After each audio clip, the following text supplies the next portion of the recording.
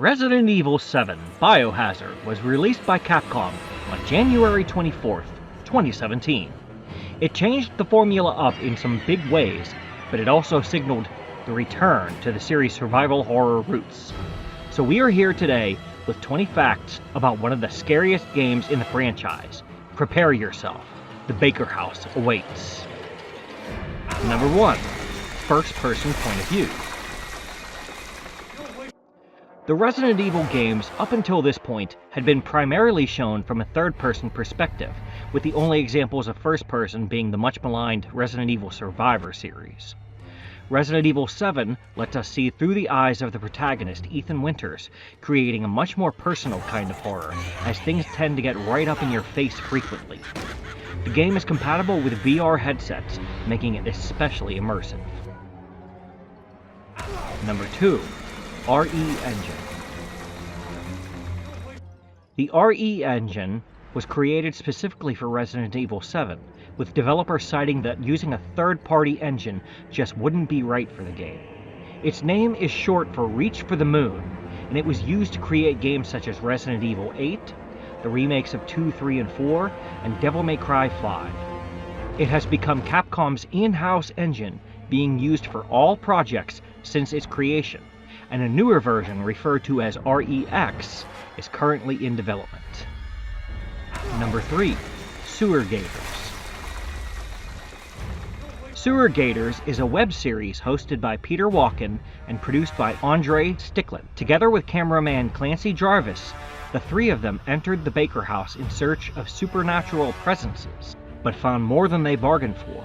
Players can find a VHS tape that lets them live out the final moments of the camera crew as they venture through the not-so-abandoned home. Walken and Stickland were murdered, but Clancy would end up being captured by Jack Baker. Number 4. Clancy Jarvis. Poor Clancy probably had it the worst out of anyone. After the Sewer Gators debacle, Clancy was captured by Jack Baker and forced to fight for his survival in the basement during the Nightmare mode. After surviving all waves of enemies, he was released, only to be captured again by Marguerite, who locked him up in the bedroom, bringing him food laced with mold. Clancy would have to sneak around the bedroom in search of a way out, all the while keeping Marguerite ignorant to his attempts to escape. After making his way through a trapdoor under the bed, Clancy was able to escape the bedroom, only to run into the waiting arms of Lucas. Now it was time for a deadly game of blackjack, where Clancy would face off against a man named Hoffman, another victim of Lucas, and the stakes for losing involved more than just losing your chips. Hoffman! The loser pays the bet. What? Wait!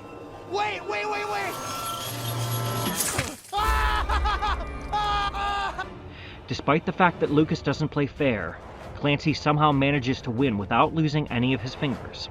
Finally, Lucas promises one last game in the form of an escape room called Happy Birthday.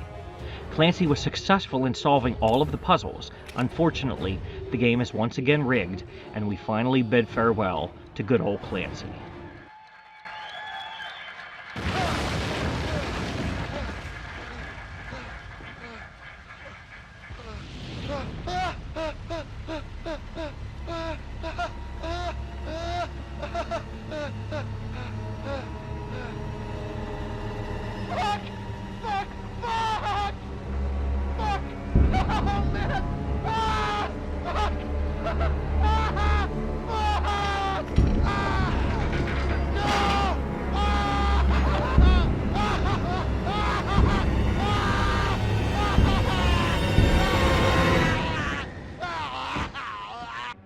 Number 5. The Baker House.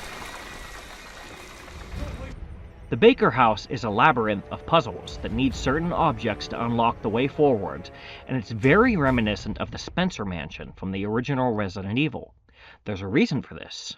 One of the documents players come across talks about the house's construction and how it was handled by a company called Trevor and Chamberlain Construction. Presumably, this is a reference to George Trevor, the architect who designed the Spencer Mansion, whose entire family became victims of Umbrella's cruelty. Number 6. Mold virus. The T virus was developed experimenting with leech DNA, and the T Veronica virus was developed using ant DNA. The mold virus is a completely different creature that can give those infected near immortality by being able to regenerate entire body parts after taking damage. The mold makes its way into the brain, and while the subject remains most of their mental faculties, they become unable to resist the urges of a strange little girl named Evelyn. Number 7. Evelyn.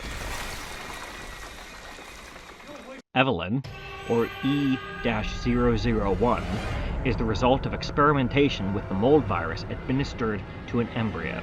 Evelyn became capable of controlling the minds of those infected with the mold virus and making them bend to her will. More than anything, she wants to be a part of a family, even if she has to create one herself. They're mine now. What?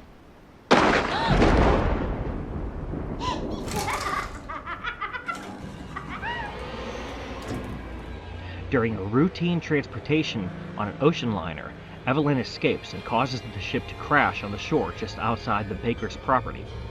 Jack Baker finds and rescues her and brings her back to the house to care for her. It's then that she enters the minds of the Bakers and turns them into the savages we see today. Number 8. The Molded. The Molded are a result of Evelyn's desire to be a family.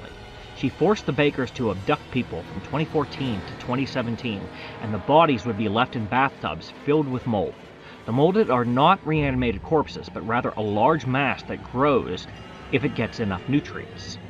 These masses of mold can form together to create bipedal abominations, similar to how the leeches were able to come together to form the Leech Man in Resident Evil 0. Some have long fingers, while others have claws reminiscent of the Tyrants.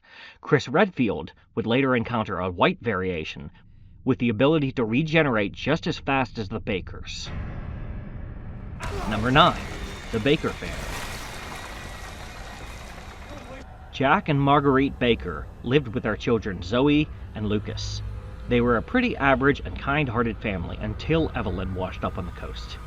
When Jack brought her home from the wreckage, he and Marguerite came in direct contact with the mold. Within minutes, they became slaves to Evelyn's will, trying to either get Zoe to join them or to kill her. Zoe was able to escape thanks to her mother, who was able to regain her sanity for a brief moment. The Bakers would spend the next 3 years capturing and torturing people to satisfy Evelyn's twisted idea of what a family should be. Number 10. Ethan Winters. Ethan was designed to be an everyman with very few characteristics so that the player could see themselves in the role, creating a more immersive experience. He comes to the Baker house after receiving a message from his wife Mia, who had been presumed dead 3 years ago. Before long, Ethan finds Mia and sets her free. As they try to escape, Mia's mind is taken over by Evelyn, and she is forced to attack Ethan. He loses a hand in the confrontation, but he manages to incapacitate Mia for a while. Right away, he's captured by Jack Baker and taken to a family dinner where they reattach his hand with a stapler. You can also see a hidden scene early on if Jack manages to catch you, where Ethan loses one of his legs and reattaches it like it's no big deal. Some people believe that this is a sign that Ethan is already infected with the mold. Number 11. Inspiration and references. The creators have said that one of their inspirations is the Evil Dead movies, where the entire story takes place in a singular location. You can also see this in the scenes where Mia assaults Ethan, where she looks just like a straight-up deadite at this point. The scene with the Bakers at the dinner table takes a few nods from the dinner scene in the Texas Chainsaw Massacre, complete with the old person in the wheelchair. Finally, Lucas must have been a huge fan of the Saw movies, because his traps and games remind you of something that Jigsaw would come up with. Number 12. Mia Winters. Mia worked for a trading company. At least that's what Ethan believed. In reality, she was an operative for a competitor to Umbrella, and it was her mission to transport Evelyn while posing as her mother. This is where the idea of family in Evelyn's mind came from, as she started calling Mia Mommy. The ship's course would take them through a hurricane, which would cause Evelyn to react violently and start creating molded out of the ship's crew. The ship ran aground, but not before Mia was infected with the mold. Jack Baker would then bring Mia and Evelyn to his home for aid. Mia would write a letter to the Bakers warning them about Evelyn, but it was too late by that point. Number 13. Stalkers. The early Resident Evil games had some great stalkers in the form of Mr. X and Nemesis, but they had been absent from the series for a long while. Resident Evil 7 rectifies this, as the Bakers will chase you as you try to explore the house, and they can sometimes pop out when you least expect it. You'll need to move quietly while staying out of sight, because Jack has keen eyes and ears. At times, it almost feels like a stealth game as you sneak around trying to stay out of Jack's line of sight. Number 14. Antique coins. As you make your way through the Baker house, you'll come across antique coins in out-of-the-way places. These can be saved up and spent on upgrades, found in bird cages inside the mobile home and later the mine office. If playing on normal difficulty, you can find steroids for 3 coins, stabilizer for 5 coins, and the 44 Magnum for 8 coins. Madhouse difficulty also adds the Iron Defense coin for 7 coins, and the Assault coin for 8 coins. The Scorpion key is also now locked in one of the cages, requiring 3 coins to unlock, rather than being a free item in the basement. Number 15. Different endings. Over the course of the game, you'll follow the directions of Zoe Baker as you hunt down items necessary to synthesize a cure for the mold virus. She'll present you with 2 vials of the serum, but before you get a chance to do anything with them, a mutated Jack Baker attacks, causing Ethan to use one of the shots to destroy him. You'll now have to make a choice of whom to give the remaining shot to.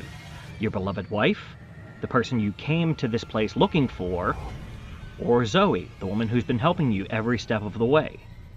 Giving the cure to Mia is considered the good ending and sets up the sequel. If you give the serum to Zoe, she dies anyway a few minutes later, and the game pretty much ignores it, putting you in the shoes of Mia.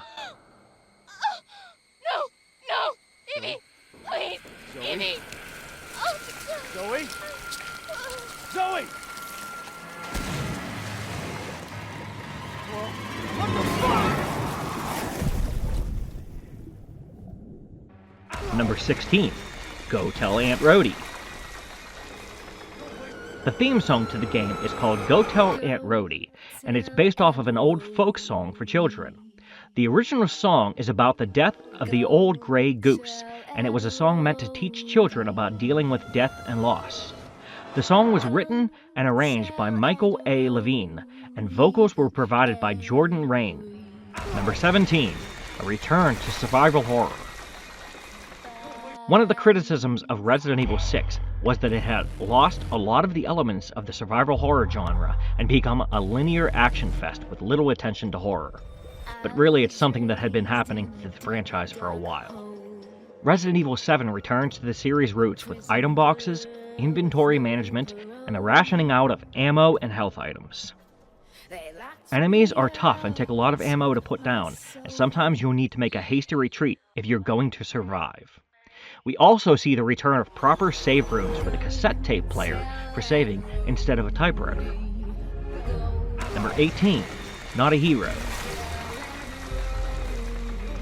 The Not a Hero expansion was released free to owners of Resident Evil 7, and it puts us in the shoes of series veteran Chris Redfield as he works to finally bring an end to Lucas Baker.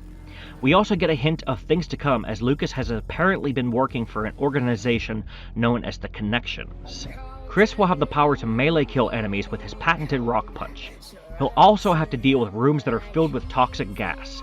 A meter at the bottom of the screen indicates how long you have before it kills you. The final battle is against Lucas himself, the one person we never dealt with over the course of the main campaign. Once you get his health down far enough, he will release toxic gas, giving you essentially a time limit to finish the battle before your lungs burst. Number 19. End of Zoe. The expansion End of Zoe has players in the role of Joe Baker, Jack's brother and uncle of Zoe. Weeks after the end of the game, Joe finds his niece in a chrysalis-like state, and, using only the power of his bare fists, travels through the swamp in search of a cure. You can collect boxer effigies and champion effigies to power up your attack and your defense, and you can grab a bionic arm to really put the hurt on Smoldit. The final battle is against your brother Jack, and it's an all-out wrestling match between these two behemoths. Number 20. Ethan Must Die. Another mode from the DLC, Ethan Must Die, has the players trying to make their way through the Baker house and eventually to the greenhouse to fight Marguerite without the aid of saves or checkpoints. Dying puts you back at the start, but a statue will be placed on the spot where you died that, once broken, will give you one random item that you had in your inventory when you died. It's going to take a lot of practice and perseverance if you want to complete this mode, but I have faith in you.